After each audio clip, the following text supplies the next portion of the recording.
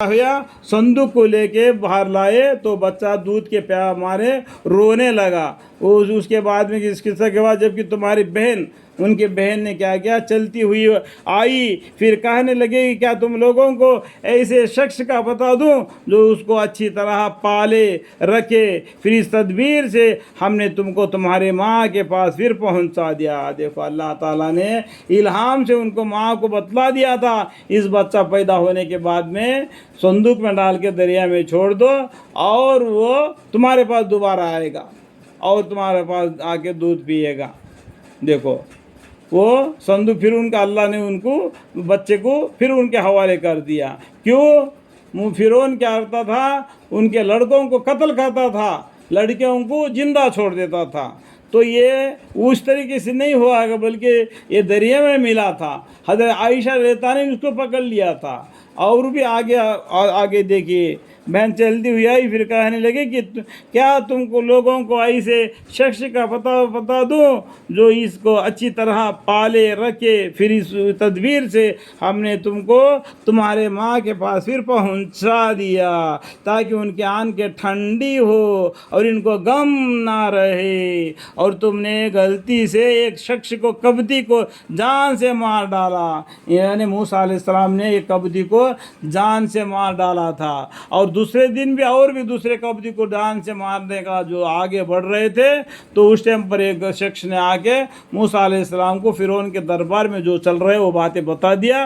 तो भी उन्होंने क्या किया, और वहाँ से रास्ता मोड़कर और मदीने के तरफ चल दिए। आगे किस्सा बहुत है, वो दबी हुए मानिए, आपको क़ससल अंबिया से या किसी दीनदार से मालूम कर लो। एक शख्स कबती को जान से मार डाला, फिर हमने तुमको इस गम से नजात दी। वो फिरौन तुम्हारे पीछे पड़ेगा तो वहाँ तुमसे नजात दी, और हमने तुमको खूब मेहनतों में डाला, फिर मदीना पहुँचे और मदीना वालों में कई बरस रहे। क्या फिरौन का मुल्क से निकलकर मदीना को गए, मदीना में कितने कई बरस तक रहे, फिर एक ख़ास वक्त पर तुम यहाँ आए मूसा अलैहिस्सलाम, अभी बड़े होके जवानी में आ गए, यहाँ पर आ गए, और बीबी को और जायदाद और बीबी की तरफ से मिला था वो लेकर ये आए मूसा अलैहिस्सलाम। और यही आने पर मैंने तुमको अपने लिए मुंतखब किया। अभी मूसा अलैहिस्सलाम को अल्लाह ताला ने मुंतखब कर लिया, चुन लिया और पैगम्बरी बना दिया। सो आप तुम और तुम्हारे भाई दोनों मेरे निशानियाँ यानी मौजज़ात लेकर जाओ, और मेरी यादगारी में सुस्ती मत करना, अल्लाह की याद में कभी सुस्ती नहीं करना। तो मूसा अलैहिस्सलाम और हारून अलैहिस्सलाम दोनों मिलकर जाओ, ये जो मौजज़ा जो दिया है, 2 मौजज़ा लेके जाओ फिरौन के पास, और उसको अल्लाह से डराओ, दीन के तरफ बुलाओ, और तुम मेरी अल्लाह की याद में सुस्ती मत करना। इस तरीके से अल्लाह ताला ने मूसा अलैहिस्सलाम से फरमा दिया था। दोनों फिरौन के पास जाओ, वो बहुत निकल चुका है, फिर उसने नरमी के साथ बात करना, शायद वह नसीहत कबूल कर ले। पहला उसको प्यार से समझा देना ताकि वो नसीहत कबूल कर ले, या अजाब इलाही से डरा जावे, अल्लाह के अजाब से, या उसको डराओ। दोनों ने अर्ज किया कि ये हमारे परवरदिगार, हमको ये अंदेशा है कि कहीं हुआ हम पर ज्यादती ना कर बैठे। वो फिरौन क्या था, बिल्कुल दिमाग वाला है, उसको इतना गुस्सा है कि किसी को भी कोई भी सजा देता है।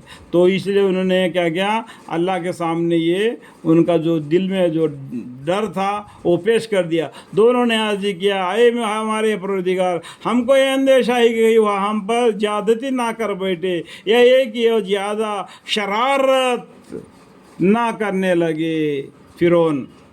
इसलिए बताया, इरशाद हुआ अल्लाह के तरफ से कि तुम अंदेशा ना करो, क्योंकि मैं तुम दोनों के साथ हूँ। अल्लाह ताला तुम दोनों के साथ है। देखो अल्लाह ताला हर इंसान के साथ है, जिसका गर्दन जो सीने से है ना, जो कलीजा है, और गर्दन का जो रग है, वो कलीजा और गर्दन का रग कितना दूर में है, इतना नज़दीक अल्लाह ताला है। इस बात को जान लो। اس طریقے سے موسیٰ علیہ السلام کے پاس بھی بولتے ہیں کہ آپ دونوں کے ساتھ کون ہے؟ اللہ ہے، کیونکہ میں تم دونوں کے ساتھ ہوں، سب سنتا ہوں دیکھتا ہوں۔ اللہ تعالیٰ سب سنتے ہیں دیکھتے ہیں، اس کا مطلب اللہ کو آنکھ کیا ہے؟ اللہ کو کان ہے۔ تو تم اس کے پاس جاؤ اور اس سے کہو کہ ہم دونوں تیرے پروردگار کے فرشتہ ہے، ہم پیغمبر بن کے تیرے پیغمبر کی طرف سے آئے، اللہ سب کے مالک اللہ ہے، اس کے طرف سے آئے کہ ہم کو نبی بنا کر بھیجا ہے، تو بنی اسرائیل کو ہمارے ساتھ جانے دو۔ بنی اسرائیل کو کیا کیا فرعون نے اپنے غلامی بنا کے رکھ دیا تھا، ان کے بیٹوں کو قتل کرتا تھا، ان کے بیٹیوں کو زندہ چھوڑ دیتا تھا۔ اس لیے بول دے کہ بنی اسرائیل کو ہمارے حوالے کر دو، ان کو اتنا تکلیف میں مت ڈالو، کر کے انہوں نے بولا ان کو تکلیف مت پہنچاؤ، ہم تیرے پاس تیرے رب کے طرف سے اپنی نبوت کا نشانی یعنی معجزات بھی لائے، جو 2 معجزات لائے تھے، آگے بڑھ کے اور بھی معجزات دکھا دیے، یعنی کل 9 معجزات تک ان کو دکھائے تھے۔ اور ایسے شخص کے لیے سلامتی ہے جو سیدھے راہ پر چلے۔ ہمارے پاس یہ حکم پہنچا ہے کہ اللہ کا عذاب اس شخص پر ہوگا جو حق کو جھٹلاوے۔ اللہ کا عذاب کس پر ہوگا؟ جو حق بات کو جھٹلاتا ہے اس کو عذاب ہوگا، اور اس کو روگردانی کرے اور اسے روگردانی کرے۔ اللہ کے حکام کو